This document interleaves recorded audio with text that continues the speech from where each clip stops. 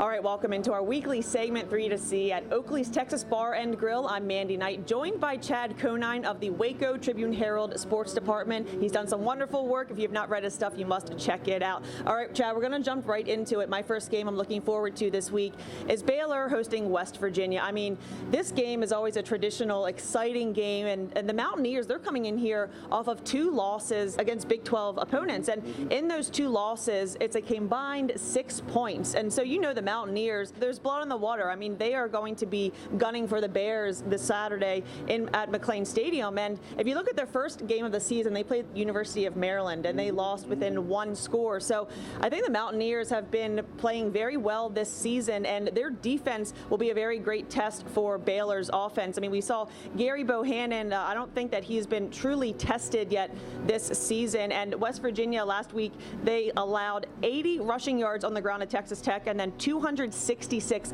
passing yards. So if Bohannon is able to continue what he's done this season, which is have success on offense, I think that the Bears will be okay, but it'll be a very exciting game. Yeah, I watched all of the Texas Tech-West Virginia game on Saturday, and West Virginia did not start well.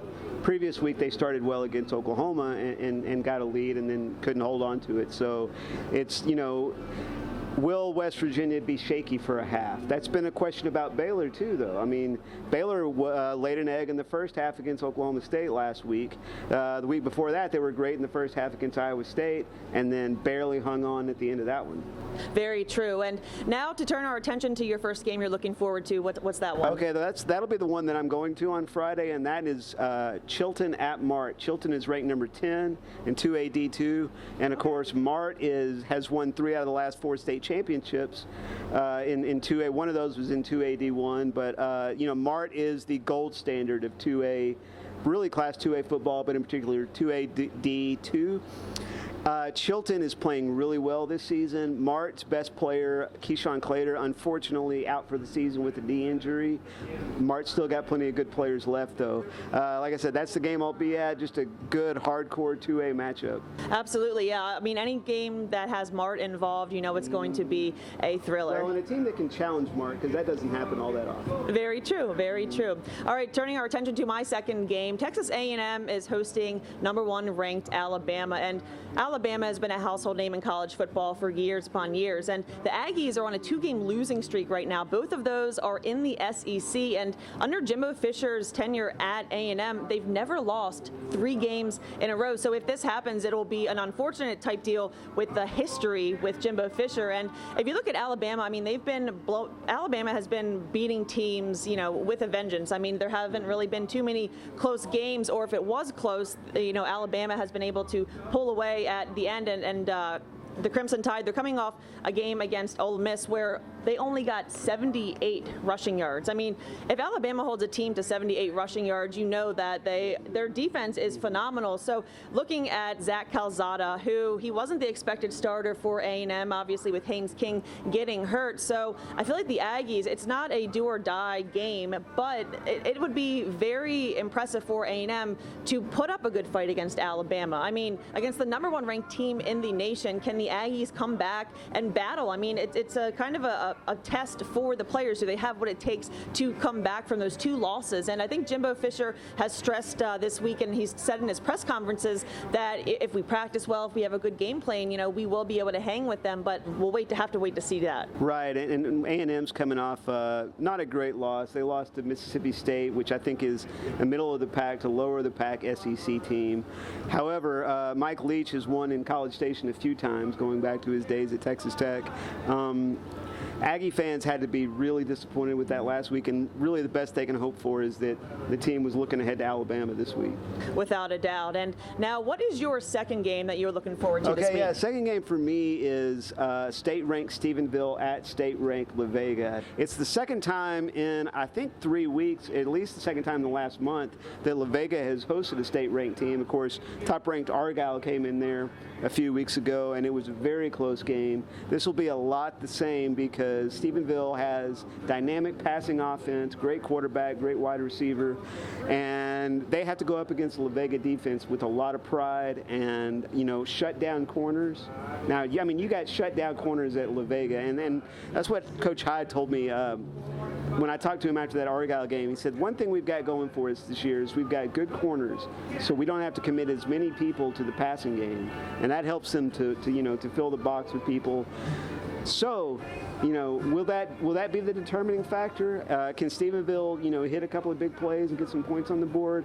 How will La Vega's offense respond? I mean, it's a very important. It's the first game of district for both teams, so huge game there in Belmead. Absolutely, and both teams are coming off of a bye week, so it will be exciting to. I mean, they're all refreshed, so we'll definitely get the best A game from all of their players. Yeah, definitely. All right, so my final game I'm looking forward to, the Cowboys are playing the Giants. I mean, we've seen the Cowboys play very well. It seems like each and every game they're getting better. And Kellen Moore's offense has come to fruition. I mean, I believe that this year, Mike McCarthy truly, he took the training wheels off and let him have his way. And it's been interesting to see that we know that every successful team, they have to have a balanced run game and pass game. But the Cowboys, they have, Tony Pollard, unbelievable running back, Zeke Elliott. Anytime you have a double-headed monster at running back, that's going to help your team. And I think that they have one of the best, if not the best, wide receiving corps in the whole NFL. And then, of course, we have tight ends coming, that had standout games. I mean, it'll be really interesting to see if Blake Jarwin continues to just dominating, and then Dalton Schultz. I mean, I'm sure a lot of people have picked him up on their fantasy teams. I looked him up, but he was already taken in my 3 leagues.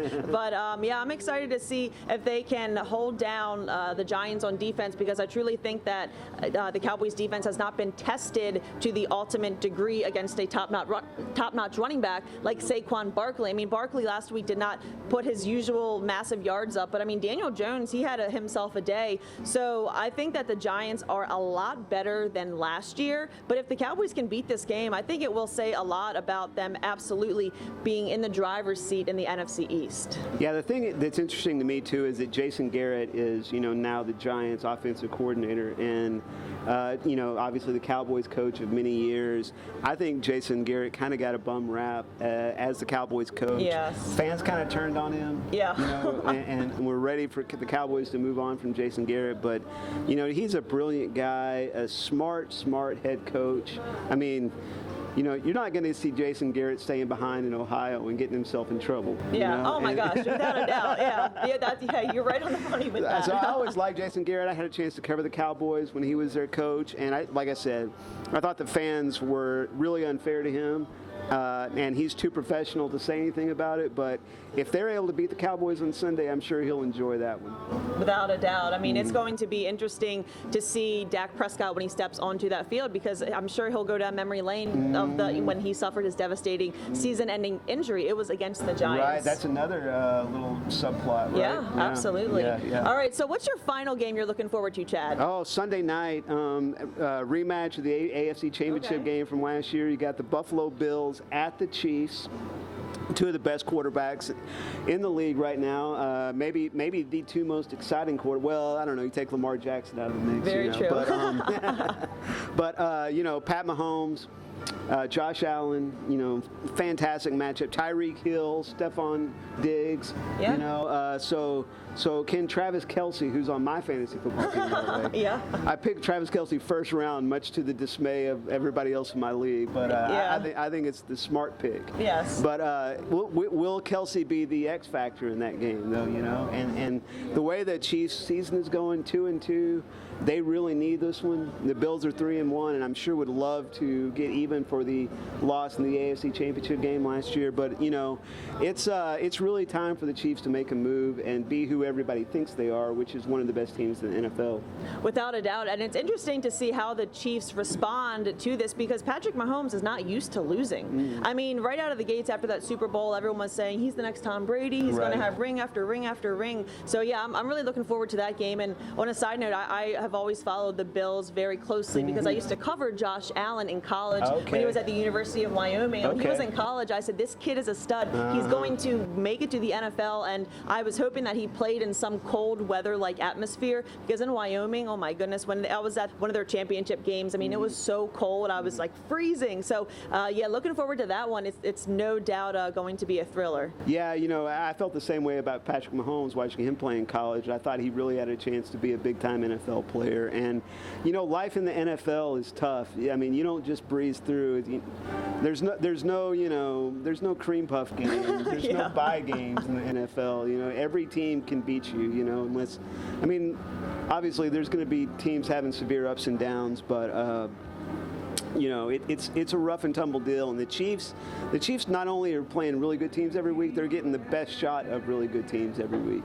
That's very true. I was watching their game against the Ravens very intently. Yeah, that was a fantastic game. Absolutely. Yeah. Well, Chad, as always, thank you for your time here. Absolutely. I appreciate Yeah, it was fun. appreciate your time, without a doubt. And before we go, we have to highlight our dish of the week. It is a Bevo Quesadilla. It looks delicious. I cannot wait to sink my teeth into it, and this guacamole looks outstanding as well. So if you come up to Oakley's Texas Bar and Grill, definitely check out the Bevo Quesadilla. And if you want to see this full segment, head to our website, fox44news.com.